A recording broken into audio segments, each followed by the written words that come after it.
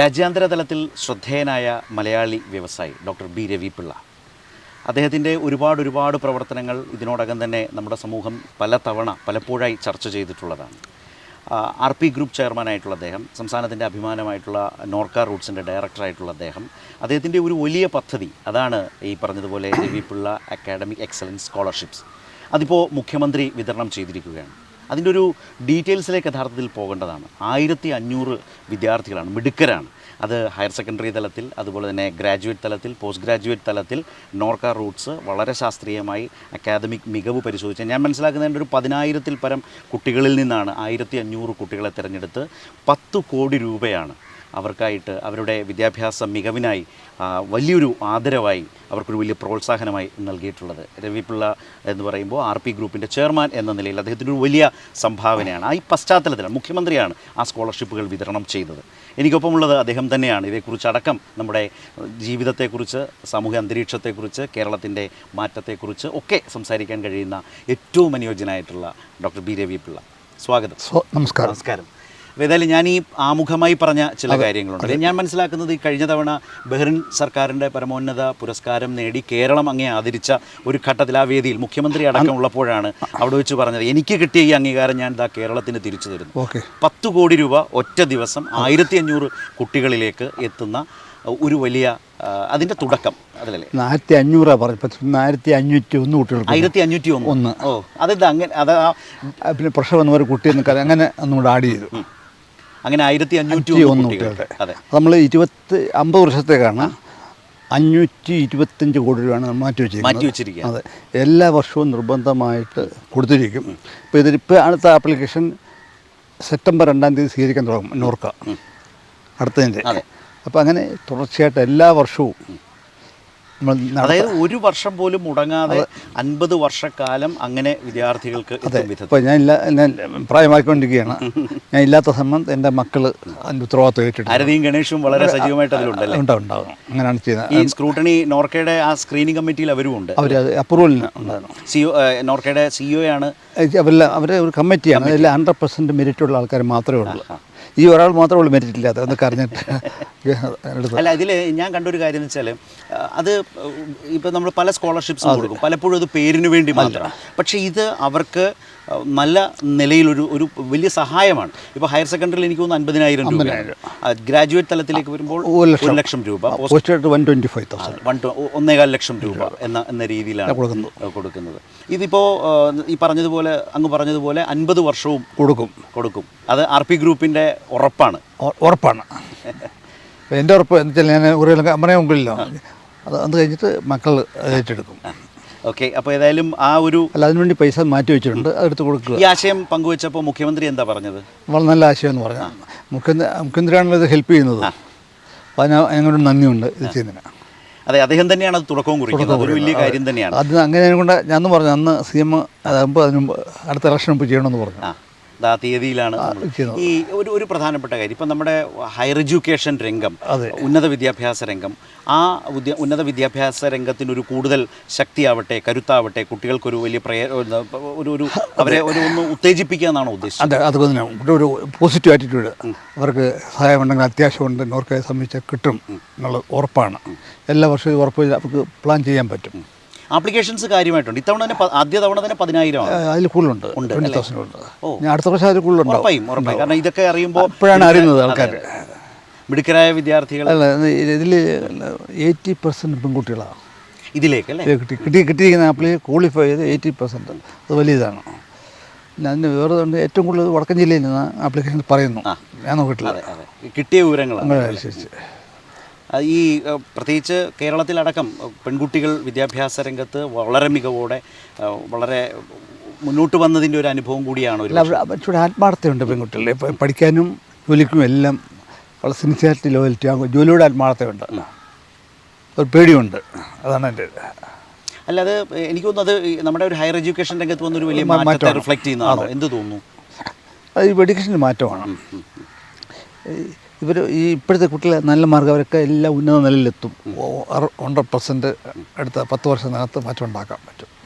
ഈ എനിക്ക് തോന്നുന്നു ഈ ഹയർ എഡ്യൂക്കേഷൻ ഇപ്പോൾ നോക്കിയാൽ രാജ്യത്തെ ഏറ്റവും മുൻനിര യൂണിവേഴ്സിറ്റികളുടെ ടോപ്പ് ലിസ്റ്റ് വന്നപ്പോൾ അതിൽ കേരളത്തിലെ 4 സർവകലാശാലകളുണ്ട്.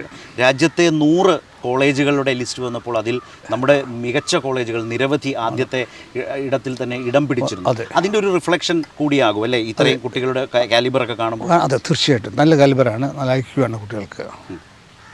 ഏറ്റവും കൂടുതൽ ഐക്യമുള്ള ഇപ്പോൾ ഉള്ളത് എങ്ങനെ ഐക്യു മനസ്സിലാക്കുന്നത്, അമേരിക്കയിലേക്ക് വിസ വേണമെങ്കിൽ വിസിറ്റ് വിസ വേണമെങ്കിൽ ഈ ഐക്യു പാസ്സായെങ്കിൽ അപ്ലൈ ചെയ്യാൻ പറ്റും, പഠിക്കാൻ വേണ്ടി. ഇപ്പോൾ ഏറ്റവും കൂടുതൽ ചൈനീസ് കുട്ടികളാണ്, സെക്കൻഡാണ് ഇന്ത്യ. അവിടെ അമേരിക്കൻ ഇതിൽ ഇൻസ്റ്റിറ്റ്യൂട്ട് നോക്കുന്നത് ഇപ്പോൾ അവർ കംപ്ലീറ്റ് ഐക്യു പാസ് ആൾക്കാർക്ക് കൊടുക്കുള്ളൂ അഡ്മിഷൻ അതിനുണ്ട്. അപ്പോൾ ഈ ഐക്യു ടെസ്റ്റ് പാസ് 10% മാർക്ക്. അപ്പോൾ അതിൽ ചൈനീസ് കഴിഞ്ഞാൽ നമ്മളാണ് 3-ാം സ്ഥാനത്ത് ഇന്ത്യൻ വിദ്യാർത്ഥികളാണ് അല്ലേ? അപ്പോൾ എന്തായാലും ഇന്ത്യൻ വിദ്യാർത്ഥികൾ എന്ന് പറയുമ്പോൾ അതിനകത്തേക്ക് ഒരു മലയാളി കോൺട്രിബ്യൂഷൻ സ്വാഭാവികമായും ഉണ്ടാവും അല്ലേ? അത് വളരെ കൗതുകകരമായിട്ടാണോ ആ ഒരു വിവരം അങ്ങ് ശ്രദ്ധിച്ചത്? വളരെ കൗതുകമായിട്ടാണ്. അത് 2 വർഷം മുമ്പ് അല്ല 3 വർഷമായും പറഞ്ഞത്. ഞാനത് ചോദിക്കാൻ കാര്യം വെച്ചാൽ ഈ മനുഷ്യ വിഭവശേഷി നമ്മൾ മലയാളത്തിൽ പറഞ്ഞ ഹ്യൂമൻ റിസോഴ്സസിൻ്റെ ഒരു പൊട്ടൻഷ്യൽ നന്നായി മനസ്സിലാക്കിയ ഒരു ആളെന്നുള്ള നിലയിൽ, ഒരു സംരംഭകൻ എന്ന നിലയിൽ എന്ത് പറയുന്നു? ഒരുപാട് ആളുകൾക്ക് വിദേശത്തേക്ക് തൊഴിലവസരങ്ങൾ ഉണ്ടാകണം. ഇപ്പോൾ തന്നെ ഏകദേശം 2 ലക്ഷത്തോളം ആൾക്കാർ ജോലി ചെയ്യുന്നുണ്ട്. ഇനി അത് അടുത്ത ഒരു 10 വർഷത്തേക്ക് തുടരും. അപ്പോൾ നമ്മുടെ ഒരു ഹ്യൂമൻ റിസോഴ്സസ് എന്ന് പറയുന്ന ഒരു സ്ട്രെങ്തിനെ എങ്ങനെയാണ് വിലയിരുത്തുന്നത്? ലോകത്തെല്ലാ ഭാഗത്തും മലയാളികളുണ്ടല്ലോ. നമ്മുടെ ഇതിൽ 80% ഇന്ത്യൻസാണ്. Rest for Philippines, Nepal and now Bangladesh, ഇങ്ങനെയാണ് മൊത്തം ഉണ്ടാകുന്നത്. പക്ഷേ നമ്മുടെ ആൾക്കാരാണ് ഏറ്റവും നമ്പർ 1. ഈ ലോകത്താകെയും അങ്ങനെ ഒരു പേരുണ്ടല്ലോ നമ്മുടെ ലോകത്തൊക്കെ. ഇപ്പോൾ ഏറ്റവും കൂടുതൽ പോപ്പുലേഷൻ ഉള്ളത് ഇന്ത്യയാണ്, 1.4 ബില്യൺ. അപ്പം ഇത്രയും പോപ്പുലേഷൻ ലോകത്തെങ്ങുമില്ല. നമ്മുടെ വികസന ഇന്ത്യയാണ് ഇവിടെ ഏറ്റവും. അപ്പോൾ അതനുസരിച്ച് കൂടുതൽ നല്ല എഡ്യൂക്കേഷൻ ഉണ്ട്. അതുകൊണ്ട് ഏറ്റവും നല്ല കുട്ടികളുള്ളത് ഇപ്പോൾ ഇന്ത്യയിലാണ്. അതുകൊണ്ട് ഫസ്റ്റ് ചോയ്സ് ലോകത്തെവിടെയും നോക്കുന്നത് ഇന്ത്യയിൽ നിന്നാണ്. അതാണ് മെയിൻ കാരണം. അതിൽ തന്നെയും നമ്മുടെ മലയാളികൾക്കൊരു പ്രത്യേക പരിഗണനയുണ്ട്. കാരണം മലയാളികൾക്ക് നല്ല ഈ പ്രവാസി രംഗത്ത് നമ്മുടെ ഒരു വലിയൊരു മലയാളികളാണ് ഏറ്റവും കൂടുതൽ ലോകത്ത് ഈ വിദേശങ്ങളിൽ കൂടുതൽ ജോലി ചെയ്യുന്നത്. നമ്മൾ സ്റ്റേറ്റ്സിൽ പോയാലും ഈ ഇൻ്റർനാഷണൽ വലിയ കമ്പനിയുടെ എല്ലാം സിഇഒമാർ കേരളക്കാർ, അല്ലെങ്കിൽ 2ാം സ്ഥാനം. അപ്പോൾ അതൊരു വലിയ മാറ്റമാണ്. നമ്മൾ പുതിയ കുട്ടികൾക്കൊരു ഉണർവുണ്ടാകുക, ഞാനായാലും ഇങ്ങനെയൊക്കെ എന്തുകൊണ്ട് എനിക്ക് അയക്കൂടാ, അതിന് സാധ്യതയുണ്ട്. ഇപ്പോൾ നമ്മുടെ നാട്ടിൽ നിന്ന് കുട്ടികളെല്ലാം പുറത്തേക്ക് പോവില്ലേ എന്ന് ഏതാണ്ട് ആദ്യ പിടിച്ച് പറയുന്നത്. പക്ഷേ 77-ൽ സൗദി അറേബ്യയിലേക്ക് പോയ ആളാണ് താങ്കൾ. അതുപോലെ തന്നെ നമുക്കൊരു പ്രവാസി വല്ലാത്തൊരു ചരിത്രമുള്ള മനുഷ്യരാണല്ലോ. നമ്മൾ അങ്ങനെ യഥാർത്ഥത്തിൽ ആശങ്കപ്പെടേണ്ട. ഇന്ത്യയിലെ അങ്ങനെ കുട്ടികൾ മൈഗ്രേറ്റ് ചെയ്യുന്ന നോക്കിയാൽ നമ്മൾ 1-ലും 2-ലും ഒന്നുമല്ല, വളരെ ആദ്യത്തെ 10-ൽ പോലും നമ്മളില്ല. ഈ കുട്ടികൾ ഇതെന്ന് വെച്ചാൽ കുട്ടികളുടെ കൂടുതൽ ഉയരണം, അതെവിടെ നോക്കിയിട്ടാണ് പോകുന്നത്. അല്ല ഇന്ത്യ കൊള്ളാഞ്ഞിട്ടല്ല, അവരെല്ലാം ഒരു ചാൻസ് ഉണ്ടായി ഇന്ത്യയിലേക്ക് എപ്പോഴും മടങ്ങി വരും. അത് ഏതാണ്ട് ഒരു മോശം കാര്യമായി നമ്മളിവിടെ കാണേണ്ട ഒരിക്കലും കാര്യമില്ല. എപ്പോഴും അവർ നോക്കുന്ന കുട്ടികൾ പഠിച്ചിട്ട് ഇവിടെയാണ് കൂടുതൽ വികസനമുള്ള, കൂടുതൽ സാധ്യതകൾ, അവിടെ സാമ്പത്തിക ഭദ്രത, അതാണ് നോക്കുന്നത്. ഇപ്പോൾ അങ്ങനൊരു താല്പര്യം കൂടുതൽ പിന്നെ അമേരിക്കൻ ഐക്യനാടുകളിലേക്കോ യൂറോപ്പിലേക്കോ സ്കാൻഡിനേവിയൻ നേഷൻസിലേക്കോ ഒക്കെയാണോ വരുന്നത്? കുട്ടികൾ വിദ്യാർത്ഥികളായിട്ടൊക്കെ പോകാൻ ശ്രമിക്കുന്നത്? ഇപ്പം എൻ്റെ കൂടെ ലോകത്തുള്ള അമേരിക്കൻസ് വർക്ക് ചെയ്യുന്നുണ്ട്, ഇറ്റാലിയൻസ്, ഫ്രഞ്ച്, ഇവരെല്ലാം വർക്ക് ചെയ്യുന്നുണ്ട്. അത് ചാൻസുകളാണ് നോക്കുന്നത്. ഇപ്പോൾ എല്ലാം ഇപ്പോൾ കുട്ടികൾ കൂടുതൽ പോകുന്നത് യൂറോപ്യൻ രാജ്യങ്ങൾ, അമേരിക്കയിലല്ല. അമേരിക്കയ്ക്ക് എനിക്ക് വിസ കിട്ടാൻ പ്രയാസമാണ്. എല്ലാം പോകുന്നത് യൂറോപ്പിലേക്കാണ്. അത് ഒരുപക്ഷെ ഈ പുതിയൊരു കാലത്തിൻ്റെ അത് കഴിഞ്ഞ് മാറ്റമാണ്. അവിടെ പോപ്പുലേഷൻ വളരെ കുറവാണ്. ഇപ്പോൾ യൂറോപ്പിലും ജപ്പാനിലും കൊറിയയിലും. അപ്പോൾ അവർക്ക് ആൾക്കാരെ ആവശ്യമാണ്. അപ്പോൾ അട്രാക്റ്റീവ് ടൈംസാണ്. അപ്പോൾ ലോക ബിസിനസ് രംഗം എല്ലാ ദിവസവും മാറിക്കൊണ്ടിരിക്കുകയാണ്. ഇപ്പോൾ വിദേശികളെ ആകർഷിക്കാൻ വേണ്ടി ഇപ്പോൾ ഖത്തർ തന്നെ ഇപ്പോൾ 10 വർഷത്തേക്ക് വിസ ഇല്ലാതെ അവർക്ക് വരാം. സ്പോൺസർ ഇല്ലാതെ അതാണ് സ്പോൺസർ ഇല്ലാതാണ്. അതുപോലെ ദുബായ്, UAE, ബഹ്റൈൻ, സൗദി, എല്ലായിടത്തും വലിയ മാറ്റങ്ങളാണ് കിട്ടാൻ വേണ്ടി. ഷോർട്ടേജാണ് ആൾക്കാർ, അത് കിട്ടാൻ വേണ്ടിയാണ് ചെയ്യുന്നത്. അതുപോലെ യൂറോപ്പിലും ഈ പോപ്പുലേഷൻ വളരെ കുറവ്, ഓൾഡ് ഏജ്, അതുകൊണ്ട് അവർക്ക് ആൾക്കാരെ വേണ്ടിയിട്ടാണ് ഈ നമ്മുടെ ഇന്ത്യക്കാർക്ക് നല്ല വെൽക്കം ചെയ്യുന്നത്. അത് പറഞ്ഞ് ഇവിടെ വിലപിച്ച് നിന്നിട്ടൊന്നും കാര്യമില്ല. അവർ പോകുന്ന കുട്ടികൾ പോകട്ടെ, മിടുക്കരാവട്ടെ. ഒന്ന് പോയി അടുത്ത് വന്നുകൊണ്ടിരിക്കില്ലേ പോപ്പുലേഷനല്ലേ, അതിൽ നല്ലത്. നല്ല ആൾക്കാർ തിരിച്ച് എപ്പോഴും വരാൻ തയ്യാറാവും. മാത്രമല്ല ഇപ്പോൾ പറയുന്നൊരു കാര്യം വെച്ചാൽ ആ മൈഗ്രേഷൻ മാത്രമല്ല, റിവേഴ്സ് മൈഗ്രേഷനും ഉണ്ടാകുന്നുണ്ട്. നമ്മുടെ കേരളത്തിലേക്കടക്കം ജോലി ചെയ്യാൻ IT രംഗത്താകട്ടെ ഒക്കെ ജോലി ചെയ്യാൻ നല്ലൊരു എൻവയോൺമെൻ്റ് ഉണ്ട്. വളരെ ഹാർമോണിയസ് ആയ ഒരു കമ്മ്യൂണൽ ഹാർമണി നിലനിൽക്കുന്നു, നല്ല അന്തരീക്ഷം. അപ്പോൾ റിവേഴ്സ് മൈഗ്രേഷനും കൂടി നടക്കുന്നുണ്ട്. ഈ കുറച്ച് ആൾക്കാർ 10-15 വർഷം ആൾക്കാർ തിരിച്ചു വരുന്നുണ്ട്. കേരളത്തിൽ സർവ് ചെയ്യാം, ശമ്പളം നോക്കുന്നില്ല, അങ്ങനെ പല ആൾക്കാരും ഉണ്ട്. ലിങ്ക്ഡിനിൽ വന്ന ചില സർവേയും കാര്യങ്ങളും അല്ല അത് ശരിവെക്കുന്നുണ്ട്. നടക്കും അത്. ഇനി ഏറ്റവും കൂടുതൽ ഇപ്പം എവിടെ പോകുന്നു, ഇപ്പം ആൾ UK അല്ല പോകുന്നത്, യൂറോപ്യൻ രാജ്യങ്ങളും യൂറോപ്പിലേക്കാണ് പോകുന്നത്. കാനഡയൊക്കെ ഇടയ്ക്ക് കാനഡയിലേക്ക് ഉണ്ടായിരുന്നൊരു വലിയ പുഷ് ഒന്ന് കുറഞ്ഞിട്ടുണ്ട്. എനിക്ക് RP ഗ്രൂപ്പിനെ കുറിച്ച് ഞാനിങ്ങനെ നോക്കുമ്പോൾ താങ്കൾ 70കളുടെ അവസാനം 77 എക്സാക്ട്ലി പറഞ്ഞാൽ 77 ആ കാലം മുതൽ ഗൾഫ് നാടുകളിലേക്ക് നമ്മുടെ മലയാളിക്ക് ഒരു വലിയ താല്പര്യമുണ്ടായത്. 80കളും 90കളും അങ്ങനെയായിരുന്നല്ലോ. ഈ RP ഗ്രൂപ്പിൻ്റെ RP ഫൗണ്ടേഷൻ്റെ വരവ് 85 മറ്റോ ആണ് അല്ലേ? RP ഫൗണ്ടേഷൻ തുടങ്ങുന്ന 85. അവിടുന്ന് നമ്മളിപ്പോൾ ഈ 2026 സംസാരിക്കുമ്പോഴാണ് ഈ പറഞ്ഞതുപോലെ 50 വർഷക്കാലം ഈ പറഞ്ഞതുപോലെ 500 കോടി മാറ്റിവെച്ച് ഇങ്ങനെ ഹയർ എഡ്യൂക്കേഷൻ തലത്തിൽ ഉന്നത വിദ്യാഭ്യാസ രംഗത്ത് ഇത്ര വലിയ സ്കോളർഷിപ്പ് കൊടുക്കുന്നു. ഈ ഒരു തോട്ടിലേക്ക് വന്ന അതിൻ്റെ ഒരു വരവ് എങ്ങനെയായിരുന്നു? ഈ ചിന്ത എവിടുന്ന് എപ്പോൾ ആരംഭിച്ചു എന്നുള്ളത് എനിക്കൊരു ആഗ്രഹമുണ്ട്. എങ്ങനെയെങ്കിലും സ്ഥിരമായിട്ട് നമ്മുടെ കേരള കുഞ്ഞുങ്ങളെ രക്ഷിക്കണം. അതുകൊണ്ട് ആലോചിച്ചിട്ട് പലരും സാമ്പത്തിക പിന്നോക്കം നിൽക്കുന്ന കുടുംബത്തിലെ കുട്ടികളെ ഹെൽപ്പ് ചെയ്യാൻ വേണ്ടി മാത്രമാണ്, അതിനുവേണ്ടി മാത്രമാണ്. അത് വർഷങ്ങൾ 50 വർഷമായപ്പോഴത്തേക്ക് ഇന്ത്യ വേറെ വലിയ രാജ്യമാകും. ആരെങ്കിലും പറഞ്ഞോ 50 വർഷം എന്നൊക്കെ വേണോ? ഒരു വലിയൊരു ബാധ്യതയല്ലേ എടുത്തു എന്ന് ചോദിച്ചാരെങ്കിലും ഉണ്ടായിരുന്നു? അത് പലരും പറഞ്ഞു, ആശങ്ക പറയുന്നുണ്ട്. അതുകൊണ്ട് ഇത് ചെയ്യുമ്പോൾ പല ആൾക്കാരും വീണ്ടും ഇൻവെസ്റ്റ് ചെയ്യും. അവരോട് പറഞ്ഞ മറുപടി എന്തായിരുന്നു? എൻ്റെ മനസ്സിൽ പറഞ്ഞ് ഞാൻ ചെയ്തിരിക്കും. അതിനുള്ള ഫണ്ട് വെറുതെ പറയാം. കമ്പനിയുടെ കണക്കൊക്കെ നോക്കിയിട്ട് ഇത്രയും വലിയൊരു ലൈബിലിറ്റി നമ്മൾ ഇപ്പോഴേ അഷ്വേർഡ് ലൈബിലിറ്റി വെക്കണോ എന്ന് ചോദിച്ചാൽ വിദഗ്ധരുണ്ടാവുമല്ലോ. ഫണ്ട് മാറ്റി വെച്ചിട്ടാണ് പറയുന്നത്. അതെ, നമ്മൾ പറയുന്ന എൻ്റെ ജീവിതത്തിൽ എന്ത് പ്രോമിസ് ചെയ്തോ കമ്മിറ്റ് ചെയ്തോ അത് നടപ്പാക്കണം. വെറുതെ പറയുകയില്ല. നമ്മൾ ഇലക്ഷൻ നിൽക്കുന്നില്ല. അല്ല, അത് നമ്മുടെ ആരും പറഞ്ഞില്ല. ഇലക്ഷനിൽ ഇപ്പോൾ പഴയ കാലം പോലല്ല. നമ്മൾ ഇലക്ഷനിൽ ഒരു പ്രോമിസ് കൊടുത്താൽ അത് നടപ്പാക്കണം എന്നുള്ള അവസ്ഥ വന്നിട്ടുണ്ട്. മാത്രമല്ല നോക്കിയറിയാം, ഇപ്പോൾ ഈ സർക്കാർ തന്നെ പറയുന്നതാ ഞങ്ങൾ ഇത്ര കാര്യങ്ങൾ ജനങ്ങളോട് പറഞ്ഞു, ഇത്ര കാര്യങ്ങൾ പൂർത്തീകരിച്ചു എന്ന് പറയുന്ന നിലയിൽ മാറിയിട്ടുണ്ട്. നേരത്തെ അല്ല, ഇപ്പോൾ അതല്ല, ഇതാരും പറഞ്ഞിട്ട് ചെയ്യുന്നില്ല, നമ്മൾ മനസ്സുകൊണ്ട് ചെയ്യുന്ന നമ്മൾ ചെയ്തിരിക്കും. അതൊരു എനിക്ക് തോന്നുന്നു ഈ സ്കോളർഷിപ്പുകളുടെ തലത്തിൽ നോക്കിയാൽ വളരെ ഒരു ഫ്ലാഗ്ഷിപ്പാണ്. ലോകത്ത് ഇതുവരെ ഒന്നും നടത്താനില്ലെന്ന് പറഞ്ഞു. ഈ പാറ്റേണിലില്ല. നമ്മുടെ രാജ്യത്തും ഇല്ല, എങ്ങും ഉണ്ടായിട്ടില്ല. അത് കൊള്ളാം. അതൊരു വലിയൊരു അതിഗംഭീരമായ തുടക്കമാണ്. ആ തുടക്കത്തിലിരുന്നാണ് സംസാരിക്കുന്നതെന്ന് പറയുന്നതിൻ്റെ ഒരു വലിയ സവിശേഷമായ അനുഭവം, വ്യക്തിപരമായ ഇതിൻ്റെ ഒരു സന്തോഷം കൂടി കൂടുതൽ സന്തോഷമാണ്. ഞാൻ പറഞ്ഞിട്ടുണ്ട്, ഇത് പൈസ ഒരു നദി പോലാണ്, അത് ഒഴുകിക്കൊണ്ടേയിരിക്കണം, എങ്കിലേ ഫ്രഷ് ആകത്തുള്ളൂ. അത് വഴക്കാവും, എങ്കിലേ നടക്കുകയുള്ളൂ. അപ്പോൾ ശക്തി അതനുസരിച്ച് പൈസ വന്നുകൊണ്ടേയിരിക്കും. നല്ലത് ചെയ്താൽ നല്ല രീതിയിൽ പൈസ വന്നുകൊണ്ടേയിരിക്കും. ഈ ഒരു അനുഭവം ജീവിതാനുഭവത്തിൽ നിന്ന് എത്തിച്ചേർന്ന ഒരു കാഴ്ചപ്പാടാണ്. ഒരുപാട് ബുദ്ധിമുട്ടുകളിൽ പഠിച്ച് സ്ട്രഗിൾ ചെയ്ത് ഓരോ നിലകളിലേക്ക് എത്തുമ്പോൾ ഈ പറഞ്ഞ നദി പോലെയാണ് സമ്പത്ത് എന്ന് പറയുന്ന ഒരു അനുഭവം സ്വന്തം ജീവിതത്തിൽ നിന്നെടുത്ത ഒരു പാഠമാണ്. ഒരു അനുഭവത്തിൽ നിന്നുണ്ടായ അനുഭവത്തിൽ അങ്ങനെ വിചാരിച്ചു. ഈ എല്ലാ പൈസയും ബാങ്കിലിട്ട് കാര്യമില്ല, നമ്മുടെ മക്കൾക്ക് ആവശ്യമുള്ള ബാക്കിയുള്ളവർ കൂടെ സഹായിക്കുക, എങ്കിലേ അതൊരു ഉണ്ടാകത്തുള്ളൂ അല്ലേ? അതെ. അല്ല, ഞാൻ ആലോചിക്കുകയായിരുന്നു, അങ്ങക്ക് ഒരു മോളാണ്, പക്ഷേ കല്യാണം കഴിച്ചു വിട്ടയച്ചു നോക്കിയാൽ ഏതാണ്ട് ഒരു 210 മക്കളുണ്ടെന്ന് പറയുന്നത്. അത്രയും പെൺകുട്ടികളുടെ നടത്തി, അതും സ്വന്തം മകളുടെ കല്യാണം നടത്തുന്ന പോലെ ആ കല്യാണം നടത്തി.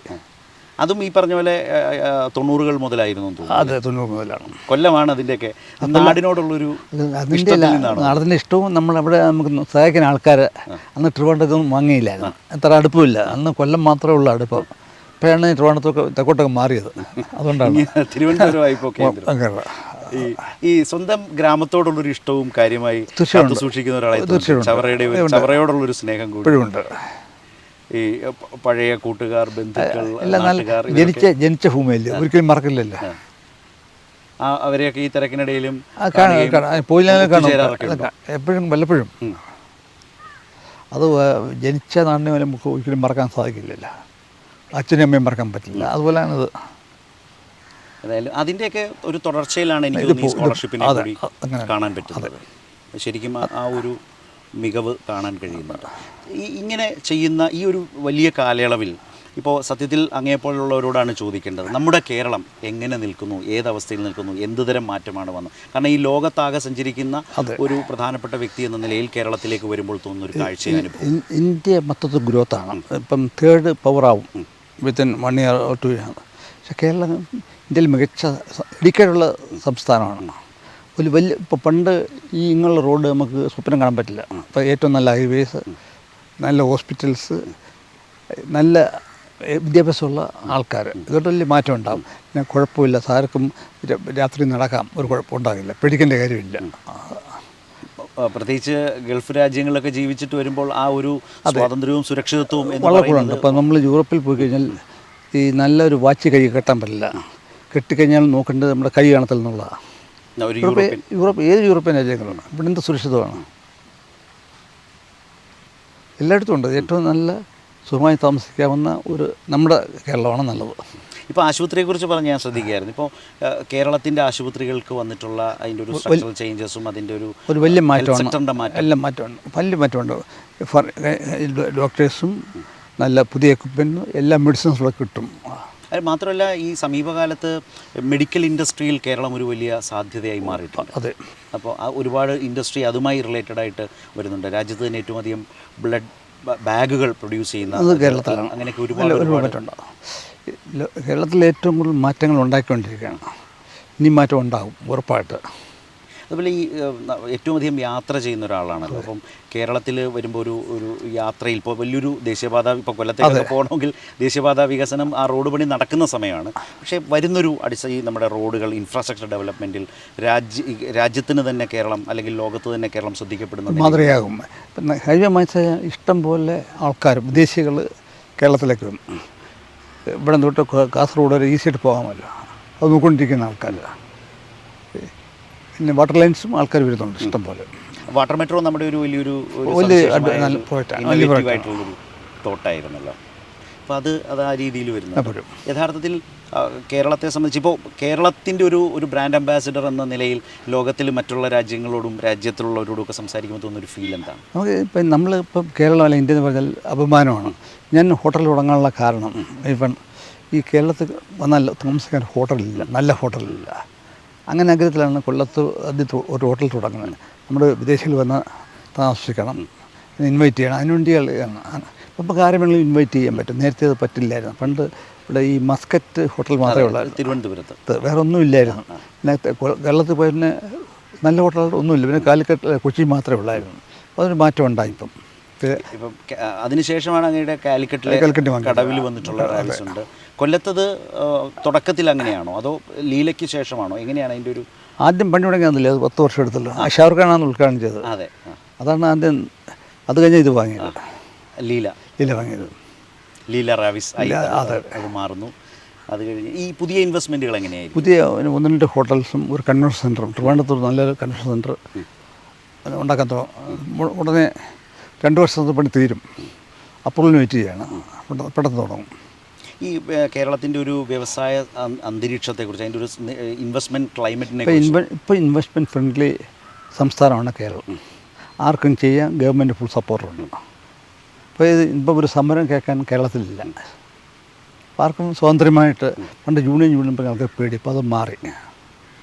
അപ്പോൾ അതുകൊണ്ട് കൂടുതൽ ആൾക്കാർ കേരളത്തിൽ വരും ഇൻവെസ്റ്റ് ചെയ്യാൻ വേണ്ടി മാത്രം. ഈ കേരളത്തിലേക്ക് ഇൻവെസ്റ്റ് ചെയ്യാൻ തൽപരരായി നിൽക്കുന്നവരോ അല്ലെങ്കിൽ അങ്ങനെ നോക്കുന്ന ആളുകളോട് ഡോക്ടർ രവി പിള്ളയ്ക്ക് പറയാനുള്ളത് എന്താണ്?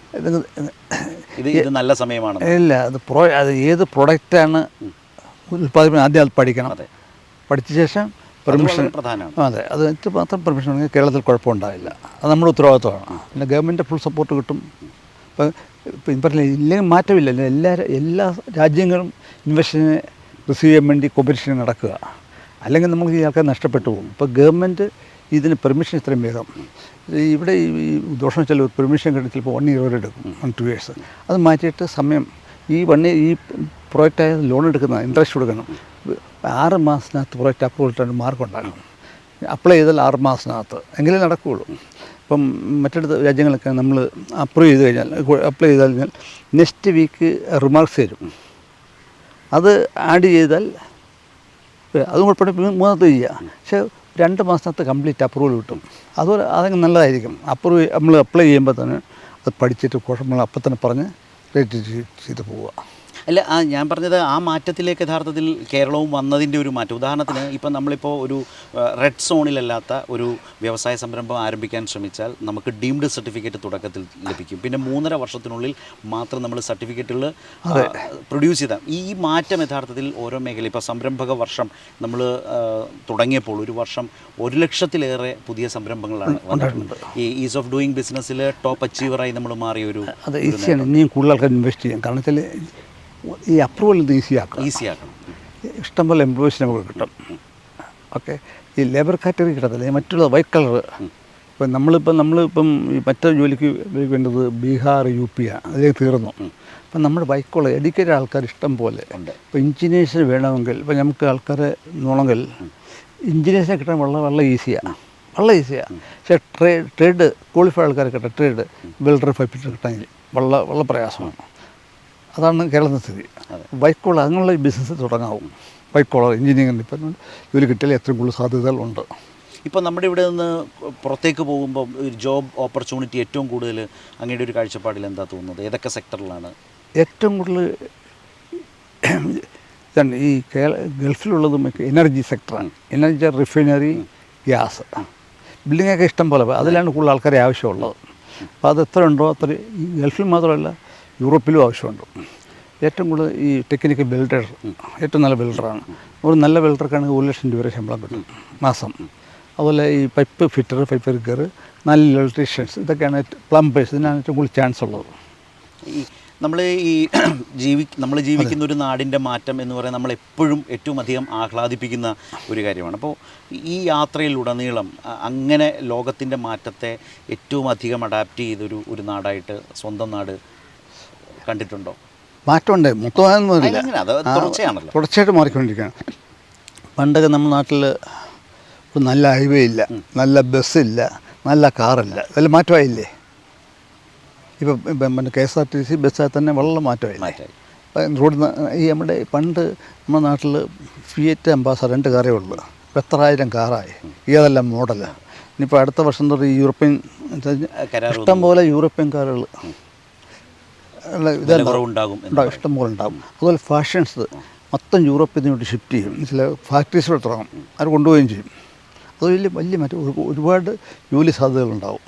യൂറോപ്യൻ കരാറിനെ കുറിച്ച് അത് പറയുമ്പോൾ അമേരിക്കയുമായുള്ള കരാറ് നമ്മുടെ കർഷകർക്കടക്കം വലിയ ദോഷമാണെന്ന ആശങ്ക വേറെ ഉണ്ട്. അത് ഞാൻ പഠിച്ചിട്ടില്ല, ഞാൻ പറഞ്ഞു അല്ല അങ്ങനെ ഒരു വലിയൊരു ആങ്സൈറ്റി പ്രോബ്ലം, ഒരു ഇഷ്യൂ നിൽക്കുന്നുണ്ട് നമ്മുടെ മുമ്പിൽ. പക്ഷേ ഈ കരാറിൻ്റെ കാര്യത്തിൽ അതുണ്ട്. മറ്റേ എനിക്കറിഞ്ഞൂടാ, അത് പഠിച്ചിട്ട് പറയാൻ പറ്റില്ല. അങ്ങനെയാണ് അത്. ഈ കോസ്റ്റ് ഓഫ് പ്രൊഡക്റ്റാണ് നോക്കുന്നത്. ഈ അമേരിക്കയിലാണെങ്കിൽ എല്ലാം കംപ്ലീറ്റ് ഇതാണ്, ഈ ആർട്ടിഫിഷ്യലാണല്ലോ. അപ്പോൾ അതുകൊണ്ട് കുറേ ഈ ആരാണെങ്കിലും ഭക്ഷണം വാങ്ങണമെങ്കിൽ ഭക്ഷണമില്ലാതെ ജീവിതമില്ല അല്ലേ? ഏത് മനുഷ്യനും ഫസ്റ്റ് ഫുഡ്, ക്ലോത്ത്, ഇതാണ് ഏറ്റവും വലിയ നല്ല ബിസിനസ്. അപ്പം ആ റൈസ് ചീപ്പായിട്ട് അവിടെ കിട്ടുന്നു, ആൾക്കാരുടെ പോവും. അതാണ് നോക്കുന്നത്. അത് ശരിയാണ്, ഒരു പ്രത്യേകതയുണ്ട്. നമ്മുടെ എപ്പോഴും പറയാറുണ്ടല്ലോ, ഈ അഴിമതിയുമായി ബന്ധപ്പെടുത്തിയൊക്കെ നമ്മുടെ നാടിനെ കുറിച്ച് സംസാരിക്കാറില്ല. നന്നായി ഒരുപാട് കേട്ടിട്ടുണ്ടാവും. ആ കറപ്ഷൻ ലെവലിനെ കുറിച്ച് ഇപ്പോൾ പേഴ്സണലി കറപ്ഷൻ ലെവൽ ഇപ്പോൾ കേരളത്തിലില്ല. അഴിമതി എന്നുള്ളത് പറയാൻ പറ്റില്ല, സെൻട്രലിലും ഇല്ല. ഇന്ത്യയിൽ ഇപ്പോൾ അഴിമതി വളരെ കുറവാണ്. അഴിമതി പറഞ്ഞാൽ അവർ അപ്പോഴേ അകത്താകും, അല്ലെങ്കിൽ അവരെ പറഞ്ഞു വിടും. നേരത്തെ അഴിമതി ഉണ്ടെന്ന് പറയും, ഇപ്പോൾ അതില്ല. ഗൾഫിലെ കണക്ക്, ഗൾഫിലും അഴിമതിയില്ല. ഇപ്പോൾ ഞാൻ ഏറ്റവും വലിയൊരു ഇപ്പോൾ ലോകം ശ്രദ്ധിക്കുന്ന ഒരു വ്യവസായി സംരംഭകൻ എന്ന നിലയിൽ ഇപ്പം നമ്മുടെ ഇവിടുത്തെ കിഫ്ബി മോഡലിൽ നമ്മൾ ഒരുപാട് ഇൻവെസ്റ്റ്മെൻറ്റുകളും ഇൻഫ്രാസ്ട്രക്ചർ ഡെവലപ്മെൻറ്റും കൊണ്ടുവന്നിട്ടുണ്ട്. അതും അതിൻ്റെ ഒരു ക്വാളിറ്റിയുള്ള കൺസ്ട്രക്ഷൻ വർക്കുമാണ് നമ്മൾ നടത്തിയിട്ടുള്ളത്. അത് ശ്രദ്ധിച്ചിട്ടുണ്ട്. അത് നമ്മളെ വല്ലാതെ ഷേപ്പ് ചെയ്യുന്നതിൽ അതിൽ മാറ്റം ഉണ്ടാക്കാൻ പറ്റും, കോൺട്രിബ്യൂട്ട് ഉണ്ടാക്കാൻ പറ്റും. അങ്ങനെ ആൾക്കാർ ഇൻവെസ്റ്റ് ചെയ്ത് നോക്കുമ്പോൾ ചെയ്യാൻ പറ്റും. കേരളത്തിൽ പൊതുവേ പിന്നെ ഒരു ഈ പിണറായി വിജയൻ, മുഖ്യമന്ത്രി വലിയൊരു മാറ്റമുണ്ട്. അത് ഈ കമ്മിറ്റ്മെൻ്റ് ഉള്ളൊരു പൊളിറ്റീഷ്യനാണ്, അതാണ് ഇമ്പോർട്ടൻറ്റ്. അതുണ്ടെങ്കിൽ മാത്രമേ മാറ്റം ഉണ്ടാവുള്ളൂ. അദ്ദേഹത്തിൻ്റെ പ്രവർത്തനത്തിൽ ഏറ്റവും എപ്പോഴും ചോദിച്ചാലും വളരെ പേഴ്സണലായി എക്സൈറ്റ് ചെയ്യിച്ചൊരു അനുഭവം എന്താണ്? അദ്ദേഹം നടക്കുന്ന കാര്യം മാത്രമേ പ്രോമിസ് ചെയ്യാറുള്ളൂ, നടക്കാത്ത കാര്യം പ്രോമിസ് ചെയ്യാറുള്ളൂ. അതാണ് പ്രത്യേകത. ആശ കൊടുക്കുന്നില്ല, എൻ്റെ അനുഭവത്തിൽ പറയുന്ന കാര്യങ്ങൾ നടന്നിരിക്കും, ഇല്ലെങ്കിൽ നടക്കില്ല എന്ന് മുഖത്ത് നോക്കി പറയും. അതാണ് എൻ്റെ പ്രത്യേകത. സാധാരണ ആരും നാളെ എന്ന് പറഞ്ഞ് നീട്ടിക്കൊണ്ടുപോകും, ആശ കൊടുക്കുക, പ്രതീക്ഷ കൊടുക്കുക. അതാണ് ഈ രാഷ്ട്രീയക്കാരുടെ ഒരു റോൾ മോഡൽ അല്ലെങ്കിൽ ഒരു ടിപ്പിക്കൽ പാറ്റേൺ അങ്ങനെയാണെന്ന് ഉള്ളൊരു ധാരണ നമുക്കുണ്ടായിരുന്നു. ഒന്നും പറഞ്ഞ ഞാൻ വിടുത്തരനല്ല, നമ്മൾ അങ്ങനല്ല. അല്ല, ഞാൻ പറഞ്ഞത് ഇപ്പം മുഖ്യമന്ത്രിയെ കുറിച്ച് പറഞ്ഞതുകൊണ്ടാണ്. രാഷ്ട്രീയക്കാരെല്ലാം ഏറ്റവും കൂടുതൽ ഐക്യമുള്ള ആൾക്കാർ, ഈസിയല്ല. പക്ഷെ നടക്കാതിരിക്കാൻ ചിലപ്പോൾ പ്രത്യേക സാഹചര്യം ഉണ്ടാകും. ചിലപ്പോൾ അങ്ങനെ നടക്കത്തില്ല, മനഃപൂർവ്വം ആരും പറഞ്ഞിട്ട് നടക്കാതിരിക്കാൻ ശ്രമിക്കത്തില്ല. പക്ഷെ ചിലപ്പോൾ പറഞ്ഞ് മുഷിപ്പിക്കേണ്ട എന്ന് തോന്നും. പക്ഷേ മുഖ്യമന്ത്രിയുടെ ഒരു ശൈലി വേറൊന്നാണ്. മുഖ്യമന്ത്രി സെപ്പറേറ്റ്, അങ്ങനെ നടക്കാത്ത കാര്യം നടക്കില്ല എന്ന് ആരോടും പറയും. ഈ ഞാൻ ചോദിക്കുന്നത്, ഇത്രയും കാലത്തെ ഒരു അനുഭവത്തിൽ നിന്ന് അങ്ങനെ മനസ്സിൽ അങ്ങനെ ഫ്ലറിഷ് ചെയ്ത് നിൽക്കുന്ന ഒരു അനുഭവം പറയാൻ പറ്റുമോ? ഇപ്പം CM-നെ കുറിച്ച്, മുഖ്യമന്ത്രിയെ കുറിച്ച് അല്ല, പേഴ്സണൽ അല്ല, കേരളവുമായി ബന്ധപ്പെടുത്തി നോക്കുമ്പോൾ അങ്ങനെ തോന്നിയൊരു അനുഭവം ഉണ്ടോ? ഈ അദ്ദേഹം അങ്ങനെ വിചാരിച്ചില്ലായിരുന്നെങ്കിൽ ഈ കൊച്ചിനപ്പുറത്ത് ഈ വാട്ടർ മെട്രോ വരില്ല, ഈ ഹൈ സ്പീഡ് ട്രെയിൻ അങ്ങയുടെ സഹായമുണ്ട് കേരളത്തിൻ്റെതായ. അങ്ങനെ ഈ കൊച്ചിയിലുള്ള ഒരു പ്രോജക്റ്റ് മറന്നു ഏതാണ്, അതും CM വിചാരിച്ചുകൊണ്ട് മാത്രമാണ് നടന്നത്. സമരത്തെ കിടന്നായിരുന്നു. ആ പ്രോജക്റ്റിൻ്റെ പേര് ഞാൻ മറന്നു ഏതാണെന്ന്. അപ്പം അങ്ങനെ അദ്ദേഹം വിചാരിച്ചാണ് ഇപ്പം വിഴിഞ്ഞം പോർട്ട് ഇത്ര വേഗം കംപ്ലീറ്റ് ചെയ്തത്. ആക്കിയത് CM-ൻ്റെ ഒറ്റ കഴിവാണ്. കോൺട്രാക്ട് പ്രകാരം 2045 ഫൈനലൈസേഷൻ. അത് മാറ്റാൻ വളരെ നടന്നു. തിരുവനന്തപുരത്ത് നിന്ന് കൊല്ലത്തേക്ക് പോകുമ്പോൾ ആശ്രയിക്കുന്ന ദേശീയപാതയുടെ മാറ്റം വലിയ മാറ്റമാണ്. അത് വലിയ ഒരു വർഷം കൂടെ കഴിയുമ്പോൾ വലിയ മാറ്റം ഉണ്ടാവും. അത് ഒരു ലീഡർഷിപ്പ് എന്ന് പറയുന്നതിൻ്റെ ഒരു ക്വാളിറ്റി എന്താണ്? അതിനെ എങ്ങനെ ഡിഫൈൻ ചെയ്യും? ഇതാണ് വേണ്ട ഒരു മനുഷ്യനല്ല. ഏത് രാജ്യമോ ഒരു കമ്പനിയോ എന്നുണ്ടെങ്കിൽ ലീഡർഷിപ്പാണ് ഇമ്പോർട്ടൻ്റ് ആയിട്ട്. നല്ല ശക്തനായ ലീഡർ ഉണ്ടെങ്കിലേ നടക്കുകയുള്ളൂ, അതിൽ മാറാൻ പറ്റില്ല. അതിൽ നമ്മുടെ ചീഫ് മിനിസ്റ്റർ ചെയ്യുന്നുണ്ട്. ഇനി കേരളത്തിന്, കാരണം ഇപ്പോൾ ഒരു ഡെവലപ്മെൻറ്റിൻ്റെ ഒരു നല്ല പേസിൽ മൊമെൻറ്റത്തിൽ പോയിക്കൊണ്ടിരിക്കുന്ന ഒരു സമയമാണ്. അത് താഴോട്ട് പോകാതെ കീപ്പ് ചെയ്ത് പോകുക എന്നുള്ളതാണോ കേരളം ചെയ്യേണ്ടത്? ഒരിക്കലും താഴാൻ പാടില്ല, മുന്നോട്ടേ ഉയർച്ച ഉണ്ടാകണം, എങ്കിൽ മാത്രമേ മാറ്റമുള്ളൂ. ഈ മാറ്റം ഉണ്ടായില്ലെങ്കിൽ ഈ ആൾക്കാർ ഏത് ഇൻവെസ്റ്റേഴ്സും അവർക്ക് കൂടുതൽ ആനുകൂല്യം കിട്ടുന്ന സംസ്ഥാനത്തേക്കോ രാജ്യത്തേക്കോ പോകും. അപ്പോൾ നമ്മൾ കൂടുതൽ ഇപ്പം വേൾഡ് കോമ്പറ്റീഷനാണ്. പണ്ട് ഇന്ത്യ മാത്രമല്ല, ഗ്ലോബൽ കോമ്പറ്റീഷൻ. അതിനുവേണ്ടി നമ്മൾ തയ്യാറെടുക്കണം, എങ്കിൽ മാത്രമേ മാറ്റം. നമ്മളിപ്പോൾ പല കാര്യങ്ങളിലും ലോകത്തെ രാജ്യങ്ങളോട്, മറ്റ് രാജ്യങ്ങളോട് കോമ്പീറ്റ് ചെയ്യുന്ന ഒരു അനുഭവമുണ്ട്. ഇപ്പോൾ നമ്മുടെ സ്റ്റാർട്ടപ്പ് എന്ന് പറയുന്നത് നാഷണൽ ലെവലിൽ മാത്രമല്ല, ലോകം തന്നെ ശ്രദ്ധിക്കുന്ന സ്റ്റാർട്ടപ്പാണ്. സ്റ്റാർട്ടപ്പ് മിഷൻ, സ്റ്റാർട്ടപ്പ് ആ രീതിയിൽ പോകുന്നു. 300-ൽ നിന്ന് 6000 കമ്പനികളിലേക്ക് അത് വളർന്നിട്ടുണ്ട്. അതുപോലെ തന്നെ ഈ ശിശു മരണ നിരക്കിൽ നമ്മൾ അമേരിക്കയിലെ സ്റ്റാൻഡേർഡ്സിനേക്കാൾ താഴെയാണ്. 1000 കുട്ടികൾ ജനിച്ചാൽ നമ്മളുടെ ഇവിടെ 5 ആണെങ്കിൽ നാഷണൽ ലെവലിൽ അതിൻ്റെ എത്രയോ ഇരട്ടിയാണ്. അമേരിക്കയിലേക്ക് പോകുമ്പോൾ 5-ലും മുകളിലാണ്, 5.5 ആണ് ആ റേറ്റിംഗ്. അപ്പം നമുക്ക് അങ്ങനെ ഗ്രോ ചെയ്യാൻ കഴിയുന്ന ലോകത്തെ തന്നെ രാജ്യങ്ങളോട് കോമ്പീറ്റ് ചെയ്യാവുന്ന ഒരുപാട് മേഖലകളുണ്ടെന്നുണ്ട്. ഉണ്ട്. ഈ മാറ്റം ഉണ്ടാവും. ടെക്നോളജി മൊത്തം മാറ്റും. ഇപ്പോൾ കേരളമല്ല, ഇപ്പം വേൾഡ് ചേഞ്ച് ചെയ്യുന്നതനുസരിച്ച് നമ്മൾ ചേഞ്ച് ചെയ്യും. വേൾഡ് മൊത്തം ഇപ്പോൾ റൂളുകളൊക്കെ വളരെ ഈസിയാക്കിയിരിക്കുകയാണ് എല്ലാ രാജ്യങ്ങളും. അതനുസരിച്ച് ഇപ്പോൾ ഈ അമേരിക്കൻ, യൂറോപ്യൻ, ചൈന, അതൊക്കെ വലിയൊരു മാറ്റം നമ്മുടെ ഇന്ത്യയിലും കേരളത്തിലും ഉണ്ടാവും. ഞാൻ ശ്രദ്ധിച്ചൊരു കാര്യം വെച്ചാൽ, ഇപ്പോൾ നിങ്ങളെപ്പോലെയൊക്കെയുള്ള ആളുകളുടെ ഒരു അനുഭവ സമ്പത്തിനെ മുൻകാലത്തേക്കാൾ അധികം ഇപ്പോൾ കേരളം ശ്രദ്ധിക്കുന്നു, കേൾക്കാൻ ശ്രമിക്കുന്നു, നിങ്ങളുടെ അഡ്വൈസ് എടുക്കാൻ ശ്രമിക്കുന്നു. തീർച്ചയായിട്ടും ഉണ്ട്, അത് ചെയ്യുന്നുണ്ട്. അത് നമ്മുടെ പ്രയാസങ്ങൾ മനസ്സിലാക്കി അതനുസരിച്ച് അവർ ആക്ട് ചെയ്യും. അത് അങ്ങനെ മാറ്റം ഉണ്ടാകും. അതൊരു വ്യക്തി എന്നുള്ള നിലയിൽ തരുന്നൊരു ആനന്ദം എത്രമാത്രം. സ്വന്തം നാട് നമ്മളെ കേൾക്കാനുണ്ട്, അല്ലെങ്കിൽ അറിയാനുണ്ട്, അല്ലെങ്കിൽ എന്ന് പറയുന്നത് എന്നെയല്ലേ ആരെയും ഒരു വ്യക്തി എന്നുള്ള എല്ലാവരെയും ഈ ബിസിനസ്സിനായാലും പേഴ്സണൽ സേഫ്റ്റിക്കായാലും ഹെൽപ്പ് ചെയ്യണം, എങ്കിലേ ഗവൺമെൻറ്റിന് ആൾക്കാർ ഉണ്ടാകുള്ളൂ. ഇപ്പോൾ ഗൾഫിലുള്ള ആൾക്കാരുടെ ഏക ആശ്രയ ഗവൺമെൻറ്. അപ്പോൾ അവരുടെ എന്ന് വെച്ചാൽ മെയിൻ ഫാമിലി മാത്രമേ ഉള്ളൂ. ആ ഫാമിലിക്ക് ഒരു പ്രൊട്ടക്ഷൻ, അതിൻ്റെ ഗവൺമെൻറ് സപ്പോർട്ട് വേണം. അതാണ് മെയിൻ. രണ്ടാമത് ലാൻഡുണ്ട്, റവന്യൂവിൻ്റെ ഹെൽപ്പ് വേണം, ഹോസ്പിറ്റല് എന്തെങ്കിലും ഉണ്ടെങ്കിൽ ഒന്ന് വെച്ചാൽ പെട്ടെന്ന്. ഈ 3 ബാക്കിയെല്ലാം ഉണ്ട്. അതാണ് ഈ പ്രവാസികളുടെ മെയിൻ ഇഷ്യൂസ്. അത് കുറെ കൂടി കെയർ ചെയ്യപ്പെടുന്ന ഒരു കാലമായി മാറിയിട്ടുണ്ട്. ഈ ഞാൻ ചോദിക്കാൻ കാര്യം, ഇങ്ങനെ പ്രവാസികളെയൊക്കെ നമ്മൾ ലോകമെമ്പാടുമുള്ള മലയാളികളെ നമ്മുടെ നാട്ടിലേക്ക് കൊണ്ടുവരുന്ന ഈ ലോക കേരള സഭ പോലെയൊക്കെയുള്ള അറ്റംപ്റ്റ് അങ്ങനെയാണെങ്കിൽ ഒരു വലിയ അംഗീകാരമല്ലേ? തീർച്ചയായിട്ടും മാറ്റമുണ്ട്. ഇപ്പം 135 രാജ്യങ്ങളിൽ നിന്ന് ആൾക്കാർ വന്നു. ഫ്രണ്ട്ഷിപ്പ് പുതുക്കല്ല, ഒത്തിരി സജീവമായിരുന്നു. ഉത്തരവാദിത്തമാണ് ഒരുമിച്ചിരിക്കുക. അപ്പോൾ അതനുസരിച്ച് നമുക്ക് ബിസിനസ് മാറ്റം ഉണ്ടാക്കാൻ പറ്റും. ജോലി സാധ്യതകളുണ്ട്, ഇൻവെസ്റ്റ്മെൻറ്റ് സാധ്യതകളുണ്ട്. അത് വളരെ നല്ലതാണ്, ഒരുമിച്ച് കൂടാനുള്ള സ്ഥലം. അപ്പോൾ അതുകൊണ്ട് ആൾക്കാർ എല്ലാ വർഷവും കൂടി വരും, ഗവൺമെൻറ് സപ്പോർട്ട് ചെയ്താൽ. അതിനെ കുറ്റം പറയുന്നവരോട് എന്താ പറയാനുള്ളത്? അത് വെറുതെ എന്തെങ്കിലും ഒരു കുറ്റം പറയണമല്ലോ, അതിനുവേണ്ടി പറയുന്നതാണ്.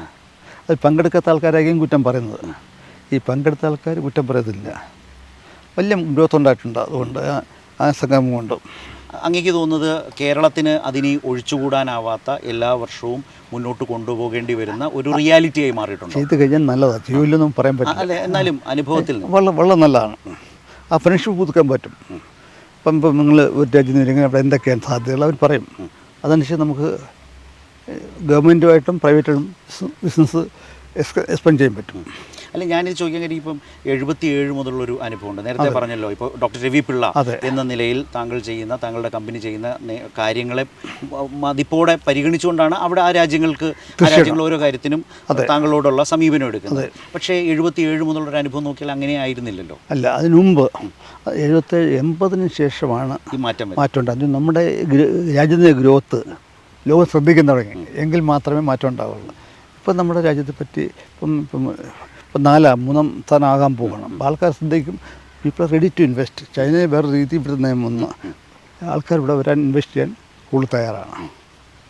ഈ സ്പേസ് എന്ന് പറയുന്നത് വ്യക്തിപരമായിട്ടാണ്, അത് പടവെട്ടി പിടിച്ചതാണ്, അധ്വാനിച്ചും അതുപോലെ പോരാടിയും നേടിയതാണ് എന്ന് പറയുന്നൊരു തരത്തിലൊരു ഫീല് ആലോചിച്ചിട്ടുണ്ടോ എപ്പോഴും? ഇത് ഇന്ത്യയിലെ ആൾക്കാരുടെ എന്നുവെച്ചാൽ ഏറ്റവും കൂടുതൽ പോപ്പുലേഷനുള്ള സ്ഥലം നമ്മുടെ ഇന്ത്യയാണ്. ഏറ്റവും കൂടുതൽ IQ ബ്രെയിനുള്ള ആൾക്കാർ ഇന്ത്യക്കാരാണ്. അതുകൊണ്ട് ധാരാളം ഇൻവെസ്റ്റ്മെൻറ്റ് വരികയും നമുക്ക് ചെയ്യാൻ പറ്റും. ആ ഇൻവെസ്റ്റ്മെൻറ്റിൽ കൂടി മാത്രമേ നമ്മുടെ നാട് പുരോഗതി ഉണ്ടാവുള്ളൂ. ഞാൻ മുമ്പ് പറഞ്ഞല്ലോ, ഈ പ്രവാസ ജീവിതം അത് 77-ൽ തുടങ്ങിയതാണ് സൗദി അറേബ്യയിൽ. നമ്മൾ ഈ 2026 എത്തി നിൽക്കുമ്പോൾ ഈ സംസാരിക്കുന്ന ഒരു കാലത്ത് ജീവിതത്തിൽ ഏറ്റവും സംതൃപ്തി നൽകിയ അനുഭവങ്ങൾ പറയും. ഇപ്പം നമ്മൾ ഈ സ്കോളർഷിപ്പ് പറഞ്ഞു, തുടക്കത്തിൽ പറഞ്ഞു. ആദ്യം ഈ ഗൾഫിൽ പോകുമ്പോൾ നമ്മൾ ഇന്ത്യക്കാർ വെറുതെ വാചപടിക്കുന്ന ദാരിദ്ര്യവാസി ആൾക്കാരാണ്. അവിടെ ഈ ഇത്രയും നിലയിൽ എത്താനുള്ള കാരണം നമ്മുടെ കമ്മിറ്റ്മെൻറ്റാണ്. അപ്പോൾ ആ വിശ്വാസം കിട്ടാൻ 10 വർഷങ്ങളെടുക്കും. നമ്മൾ അത് കഴിയുമ്പോൾ ഞാൻ നേരത്തെ പറഞ്ഞു, എന്നെ ഷേക്ക് ഹാൻഡ് ചെയ്യാൻ ഒരു കൊറിയൻ വലിയൊരാൾ വിസമ്മതിച്ചു. എൻ്റെ കാരണം പറഞ്ഞ്, ഞാൻ ഷേക്ക് ഹാൻഡ് എടുക്കുന്നത് എൻ്റെ പരിധി അല്ലെങ്കിൽ എന്നെ അപ്പുറത്തുള്ള ആൾക്കാർക്കേ പറ്റുള്ളൂ. ആൾക്ക് ഞാൻ ജോലി കൊടുത്തു, അതാണ് ഏറ്റവും വലിയ സന്തോഷം. അങ്ങനെ ഈ ഇന്ത്യൻ്റെ കൾച്ചർ മാറ്റാൻ സഹായിച്ചു. ഈ അമേരിക്കൻസ്, യൂറോപ്യൻസ്, ജപ്പാൻ എല്ലാം കൂടെ വർക്ക് ചെയ്യുക, അത് സന്തോഷമല്ലേ? അല്ല, ഞാൻ ചോദിക്കുന്നത്, ഇപ്പോൾ ആ 77 മുതൽ നോക്കിയാൽ ഓരോ ഘട്ടത്തിലും കൃത്യമായ പ്ലാനിങ്, ഇതിൻ്റെ ഒരു സക്സസിൻ്റെ ഒരു പ്രധാനപ്പെട്ട ഭാഗം എന്ന് പറയുന്നത് പ്ലാനിങ് ആണ്. ആ പ്ലാനിങ് വെച്ചാൽ നമ്മുടെ മാത്രമല്ല, നമ്മൾ ചെയ്യുന്ന കൺട്രിയുടെ പ്ലാനിങ് കൂടെ നമ്മുടെ ബിസിനസ് അതിനെ ബാധിച്ച ആ കമ്പനി നല്ലപ്പോൾ ഗൾഫിൽ എന്നും സാമ്പത്തികമായിട്ട് മുന്നോക്കം നടന്നുകൊണ്ടിരിക്കുകയാണ്. അപ്പോൾ അവർ കമ്മിറ്റ് ചെയ്താൽ ബിസിനസ് 99% നടക്കും. ഒരു ബിസിനസ് മാത്രമേ അവർ ക്യാൻസൽ ചെയ്തിട്ടുള്ളൂ സൗദിയിൽ. അപ്പോൾ അതാണ് നമുക്ക് അതനുസരിച്ച് നമുക്ക് ഇൻവെസ്റ്റ് ചെയ്യാം, ബിസിനസ് ചെയ്യാം. അതാണ് പ്രത്യേകത. മുമ്പ് പറഞ്ഞ ഒരു ഷെയ്ക്ക് ഹാൻഡ് തരാൻ വിസമ്മതിച്ച ഒരാളെ സ്വന്തം കമ്പനിയിലെ ഒപ്പം ജോലി ചെയ്യുന്ന അല്ലെങ്കിൽ കമ്പനിയിലേക്ക് കൊണ്ടുവരുന്ന നിലയിലൊരു മധുര പ്രതികാരം എന്നൊക്കെ നമ്മുടെ നാട്ടിൽ വാശിയുണ്ടോ? വാശിയൊന്നുമില്ല. നമ്മൾ ഈ ബിസിനസ്സിൽ വാശി പാടില്ല, അല്ലേ? എങ്കിൽ മാത്രമേ ഈ നമ്മൾ ബിസിനസ്സിൻ്റെ വേണ്ട ഗുണങ്ങൾ എന്താ? ഇപ്പോൾ കമ്മിറ്റ്മെൻറ്റ് വളരെ ഇമ്പോർട്ടൻ്റ് ആണ്. ഓക്കെ, കമ്മിറ്റ്മെൻറ്റാണ് ബിസിനസ്സിൻ്റെ ആദ്യം. കമ്മിറ്റ്മെൻറ്റിനെ ഒന്ന് വിശദീകരിച്ച് എലാബറേറ്റ് ചെയ്ത് നമ്മൾ ഒരു കാര്യം പറയാൻ നടന്നിരിക്കണം, നടക്കാത്ത കാര്യം പറയാൻ പാടില്ല. എങ്കിൽ മാത്രമേ പറഞ്ഞു പോകരുത്, അതിനൊപ്പം നിൽക്കണം. അല്ല, ചെയ്തിരിക്കും. ഇപ്പോൾ നമ്മളൊരു ബിസിനസ്സിൽ 5-6 ബില്യൺ ഡോളർ ഇൻവെസ്റ്റ് ചെയ്ത ബിസിനസ്സാണ്. ഈ 6 ബില്യനും പലയിടത്തുനിന്ന് ലോൺ എടുക്കുന്ന ഗവൺമെൻറ് ആയാലും ആ പ്ലാന്റുകൾ എപ്പിച്ച് ഞങ്ങൾ സമയത്ത് തീർക്കണം. തീർത്തില്ലെങ്കിൽ അവരെല്ലാം ജയിലിൽ പോകും. അല്ലേ? അപ്പോൾ അത് നമ്മൾ അപ്പോൾ ആ വിശ്വസ്ത ഉണ്ടെങ്കിലേ അവർക്ക് കിട്ടും. Commitment, proper planning, 100% planning. പിന്നെ കമ്മിറ്റ്മെൻറ്റ് അതുകൊണ്ട് നടക്കുമില്ല. പിന്നെ ഏറ്റവും വലുത് ഈ എവിടെ ഗൾഫിലെല്ലാം സേഫ്റ്റി ഇമ്പോർട്ടൻ്റ് ആണ്. സേഫ്റ്റി ഇത് വെച്ച് മാത്രമേ ബിസിനസ് ചെയ്യാൻ പറ്റുള്ളൂ. പിന്നെ ഞാൻ എവിടെ ബിസിനസ് ചെയ്താലും ആ രാജ്യത്തെ നിയമം അനുസരിച്ച് മാത്രമേ ബിസിനസ് ചെയ്യുള്ളൂ. അതാണ് മെയിൻ. ഒരിക്കലും വയലേറ്റ് ചെയ്യാൻ പാടില്ല. പറഞ്ഞ കമ്മിറ്റ്മെൻറ്റ് സമയത്ത് തീർക്കണം. തന്നെ ചെയ്ത സന്തോഷമാവും. തിരിച്ച് കേരളത്തിൽ ചെയ്യുമ്പോൾ കൂടുതലായി എന്തെങ്കിലും ശ്രദ്ധിക്കാറുണ്ടോ? ഉണ്ട്. ഇവിടെ ഈ എൻവയറമെൻറ്റ് എന്ന് പറയുന്നുണ്ട്. കേരളത്തിൽ ബിസിനസ് ചെയ്യാൻ അപ്രൂവലിന് ഒരു വസ്തു വാങ്ങുകയാണെങ്കിൽ ആ വസ്തുവിന് എൻവയറമെൻറ്റ് പ്രശ്നം ഉണ്ടോ എന്ന് നോക്കിയിട്ട് മാത്രമേ വാങ്ങാം. ഞാനല്ല, ഏത് പ്രവാസിയായാലും. അത് കേരള ഗവൺമെൻറ് ഒന്നും ചെയ്യാൻ പറ്റില്ല. അത് സെൻട്രൽ ഗവൺമെൻറ്റാണ് എൻവയറമെൻറ്റ് പ്രൊട്ടക്ഷൻ. അതിനെ മാനിച്ച് മാത്രമേ പിന്നെ ലീഗലായിട്ടുള്ള വസ്തുക്കൾ മാത്രമേ വാങ്ങാവൂ.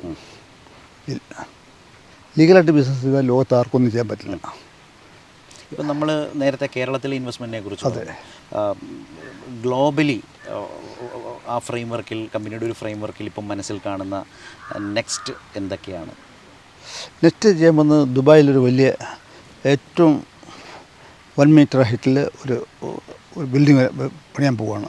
എല്ലാ അപ്രൂവൽ ദുബായിൽ. അത് ഈ പെർമിഷൻ എല്ലാം കിട്ടിക്കഴിഞ്ഞു. ഈ ഏപ്രിൽ കഴിഞ്ഞിട്ട് അതിൻ്റെ പണി തുടങ്ങും. ഒരു 3 വർഷം കൊണ്ട് ഒരു 300 അപ്പാർട്ട്മെൻറ്റ് ബിൽഡിംഗ് വരും. അതാണ് ഏറ്റവും വലിയൊരു പ്രസ്റ്റേജ്. തീർക്കണം. അതാണ് നമ്പർ 1. അതെ. എന്താ അങ്ങനെ ഒരു ആലോചനയിലേക്ക് പോകാൻ കാര്യം? അല്ല, എനിക്ക് സ്ഥലം അന്നത്തെ ഇപ്പോഴത്തെ അവിടുത്തെ റൂള് തന്ന സ്ഥലം 20 വർഷത്തിന് മുമ്പ് ഒന്നും ചെയ്തില്ല. അപ്പോൾ അത് പ്രോപ്പർ രൂപമായി ഇത് നമ്മുടേതായിട്ട് ഒന്ന് ചെയ്തു തീർക്കണം എന്നും അവിടെ കിടക്കുമല്ലോ. അതിനുവേണ്ടി അതൊരു സ്മാരകം പോലെ. എങ്ങനെ പ്രസ്റ്റീജ് പ്രോജക്റ്റ് RP1 റിലീസ് ചെയ്തോ പേരും കാര്യങ്ങളും? ഇപ്പോൾ ചെയ്യത്തില്ല. ഏപ്രിൽ 18 കഴിഞ്ഞിട്ട്. അപ്പോൾ ഞങ്ങളാണ് റിലീസ് ചെയ്തത്. അത് ഏറ്റവും വലിയ അത്യാധുനിക രീതിയിലുള്ള ബിൽഡിംഗ് ആയിരിക്കും. ഇപ്പം ഈ അവിടെ ഷോർട്ടായി, ഹൗസിങ് ഷോർട്ടായാണ്. അപ്പോൾ അത് ഒരു അതിനൊരു വലിയൊരു മാറ്റം ഉണ്ടാക്കാം. മാറ്റം ഉണ്ടാക്കാൻ പറ്റും. വലിയ ബ്രാൻഡായി മാറട്ടെ. ബഹ്റിനിൽ പുതിയതൊന്നുമില്ല. സൗദിയിലും ബഹ്റിൻ അത്ര പ്രിയപ്പെട്ട നാടാണ്. ഇപ്പോൾ അവിടെ ഉണ്ടാകും ചെറിയ ഈ പുതിയ വലിയ റിഫൈനറീസ് ഒന്നുമില്ല. അപ്പോൾ ഒന്ന് നമ്മളത് തീർത്തത്. പിന്നെ ഗൾഫിൽ ഏത് സമയത്ത് എന്തും മാറ്റം ഉണ്ടാക്കാൻ പറ്റും. ഇപ്പോൾ ഏറ്റവും കൂടുതൽ മാറ്റം ഉണ്ടാകുന്ന ഗൾഫിൽ Qatar, Abu Dhabi, then Saudi. Qatar, Abu Dhabi, സൗദിയും വലിയ മാറ്റമാണ്. പിന്നെ വലിയ ഇപ്പം അവർ ഒരു ഗോൾഡ് മൈൻ അടുത്ത $38 ബില്യൺ. അതൊരു വലിയ മാറ്റമായിരിക്കും. ഓക്കെ. അതെല്ലാം നമ്മുടെ നാട്ടിലെ ആളുകൾക്കും കൂടുതൽ ജോലി സാധ്യത നമുക്ക് കിട്ടും. ഇഷ്ടം പോലെ. അതൊക്കെ ഓരോ പ്രോജക്റ്റും 5 വർഷം. ഗൾഫിൽ ഏത് പ്രോജക്റ്റ് ഒന്നും സ്റ്റാർട്ട് ചെയ്ത് 4 to 5 years ടൈം മുൻപ് തീർക്കാൻ പറ്റും. ഓക്കെ. അപ്പോൾ ഏതായാലും നാട്ടിലും വിദേശത്തും UAE വലിയ പ്രോജക്റ്റിനെ കുറിച്ചും ഒക്കെയാണ് സംസാരിച്ചത്. ഈ സ്കോളർഷിപ്പ് ഈ പറഞ്ഞതുപോലെ തന്നെ എല്ലാ വർഷവും നാടിൻ്റെ ഒരു സ്കോളർഷിപ്പായി മാറും. ഇപ്പോൾ അടുത്ത ഇത് നോക്കി, അടുത്ത പ്രോജക്റ്റിൻ്റെ ഈ അടുത്ത ദിവസത്തെ കോൺഫറൻസ് ഇത് സ്കോളർഷിപ്പിൻ്റെ അപേക്ഷ ഈ സെപ്റ്റംബർ 2 തൊട്ട് നോർക്ക സ്വീകരിക്കാൻ തുടങ്ങുകയാണ്. ഓക്കെ. അപ്പോൾ എനിക്ക് തോന്നുന്നു അടുത്ത വർഷമൊക്കെ ആകുമ്പോൾ ഇപ്പോൾ ഒരു 10,000-ൽ പരം അപേക്ഷകളാണെങ്കിൽ ഉറപ്പായും അത് വർദ്ധിക്കും. അതൊന്ന് അനൗൺസ് ചെയ്യാം. 2 സെപ്റ്റംബർ തൊട്ട് നോർക്ക അടുത്ത സ്കോളർഷിപ്പ്. അതായത് അടുത്ത വർഷം ഇതേ സമയത്ത് കൊടുക്കുന്ന ഈ പറഞ്ഞ പോലെ രവി പിള്ള അക്കാഡമി എക്സലൻസ് സ്കോളർഷിപ്സിൻ്റെ അപേക്ഷകൾ സെപ്റ്റംബർ 2 ആരംഭിക്കും. കാരണം അത് നോർക്കയാണ് സ്വീകരിക്കുന്നത്. നോർക്ക റൂട്ട്സ് ആണ് ചെയ്യുന്നത്. അത് ഈ പറഞ്ഞതുപോലെ ഈ പറഞ്ഞ 1500 അല്ലെ 1501 എന്ന് പറയുന്നതായിരിക്കും എല്ലാ വർഷവും. അതിൽ ഈ 10 കോടിക്കകത്തേക്ക് നിൽക്കുന്ന വിധത്തിൽ ഈ സ്കോളർഷിപ്പ് കൊടുക്കുന്നത് ചിലവ് 2 കോടി രൂപ ആവും. അത് നമ്മൾ ചെയ്യും. അപ്പോൾ 10+2 ആണ് ഓരോ വർഷവും വരുന്നത് അല്ലേ? ഈ 10 കോടി വെച്ച് 50 വർഷത്തേക്ക് 525 കോടി രൂപ ഇതിനോടകം തന്നെ നീക്കി വെച്ചിരിക്കുന്നത്. അപ്പോൾ അത് അഷ്വേഡാണ് 100%. ഓക്കെ. അതൊരു 50 വർഷത്തെ കേരളത്തിന് മുമ്പാകെ ഡോക്ടർ രവി പിള്ള വെക്കുന്ന അഷ്വേഡ് പ്ലാനാണ്. ഓക്കെ. അപ്പോൾ ഒരുപാട് സന്തോഷം അതേക്കുറിച്ച് സംസാരിച്ചതിന്, കാഴ്ചപ്പാടുകൾ വിശദീകരിച്ചതിന്, നമ്മുടെ നാടിൻ്റെ മാറ്റത്തെക്കുറിച്ച് സംസാരിച്ചതിന് എല്ലാത്തിനും താങ്ക് യു.